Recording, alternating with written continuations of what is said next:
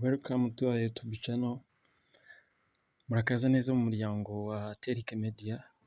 Tubahaye ikaze. Uyu munsi tugiye kureba inkuru aho impunzi z'Abanyarwanda bamaze imyaka 31 muri Repubulika Iharanira Demokarasi ya Kongo mu ntara ya Kivu y'Amajyaruguru bakiriwe mu Rwanda kuri uyu munsi ku itariki ya 7 z'ukwa kabiri 2025. Ni impunzi mu by'ukuri ziganjemo abagore n'abana, aho bavuga ko bavuye muri Rucuru ndetse na Masisi, ibice bari batuyemo. Bamwe bari batunzwe no gutwika amakara, mu gihe abandi bari batunzwe no guhinga, batunzwe n'ubuhinzi. Bavuga ko bari barishyikirije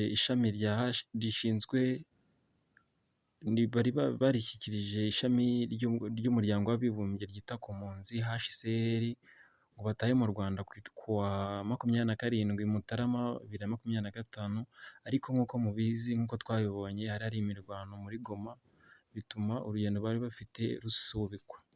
Ubuyobozi bwa HCR bwo buvuga ko bari 114 ariko umwe akagira ikibazo cy'uburwayi gitunguranye bigatuma we ataza. Nk'uko umwe yaganiriye n'ibinyamakuru, umwe mu bari baje kwakira izo mpunzi yavuze yuko umwe mu baganiriye n'ikinyamakuru kimwe cyitwa Kigali Today yagize ati baraje basubira inyuma kubera imirwano. Kinshasa yabanje kwanga ko bataha ariko babyemeye, tuje kubakira. Abo ni bamwe bari baje kwakira abo mu miryango yabo.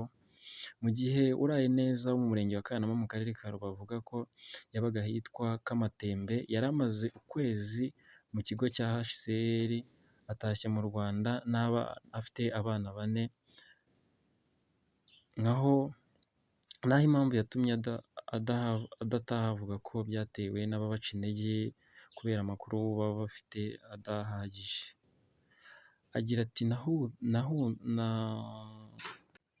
nk'uko yakomeje abivuga, yagize ati nahunze mpetswe n'uruhinja, uwo twashakanye nawe ni uko. Nta kintu cyo mu Rwanda tuzi, ariko iyo ushatse gutaha hari abaduca intege ko gutaha bidashoboka. Avuga ko aho yari atuye hari izindi mpunzi nyinshi kandi zishaka gutaha ariko zibura amakuru abafasha gutaha. Njye ndatashye ariko umugabo wanjye yasigayeyo, ategereje ko ngera mu Rwanda nkamubwira ko ari amahoro nawe agataha. Nk'uko gahunda zimeze rero, abatashye barajyanwa mu kigo cya Kijote mu karere ka Nyabihu bakitabwaho, bakoherezwa mu miryango yabo. Gusa mbere yo koherezwa mu miryango bahabwa amafaranga ibintu byo kubitaho mu mezi 3. Bahita bafotorwa, bagahabwa irangamuntu ndetse bakishyurirwa ubwisungane mu kwivuza. Minema ivuga ko umunyarwanda mukuru utashye mu Rwanda agenerwa amafaranga 40,000 iyo avuye mu kigo, nyuma akagenerwa amadolari 188, naho umwana agenerwa amadolari 115. Izi ni update, mukomeze gukurikira channel yanyu. Abatarakora subscribe mukore subscribe, musharinge ndetse mutere na comment.